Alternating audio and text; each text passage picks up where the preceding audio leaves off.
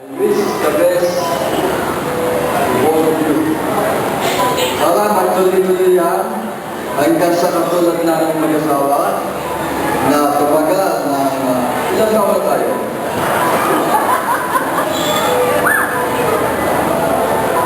Alam ko, malapit na kami mag-holding. Pero ganun na talaga. So, then, I will tell you one thing, na talagang pag nagmamahalan ng dalawang tao, no matter what, sabi nga ni Pastor, pag kayo talaga, so, wala na iba. Kaya kung meron mga, kumbaga sa madyong, may paningin, well, once in a while, that's normal. Well, I want to thank the principal sponsors, especially my dear colleagues, at nakarating kayo. Lalo na the Honorable Congresswoman Salvio Campo. Talagang binigyan ng pagkakataon na ito yung kasunod ng unahan.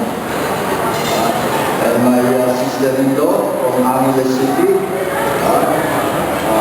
Ms. Violeta Sandalo, and my Ate Baby, nakasindan ng kami yun eh. And my brother, and well, the General, Francis Llamas, my colleagues 45 years ago.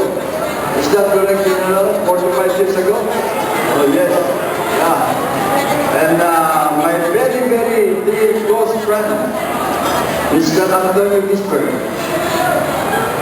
Talagang pinahanga ako ni Mr. Gisbert. In spite of everything, talagang pinigbigyan niya ito. Matagal na arrangement siya, isang mag-isa, siya ang isa sa magiging inom. Natapad din. No, ayos. At saka yung the respectable barangay chairman of barangay 600, zone 59. Nothing but the less. The most respectable Mr. Francisco Penilla. Imagine, I'm older than you. Hindi ka nang anak ko. Oh my goodness. Well, honestly, to tell everybody, I just want to give acknowledge and my great gratitude to one of these, Mr. and Mrs. Unida Roque, who has really made this occasion very, very possible. And always, the husband of Roque help us out in this particular occasion. And well, of course, Ate Reddy, she's here. Well, on behalf of my daughter-in-law, also everybody, and everyone for coming in this very special occasion. You are really great.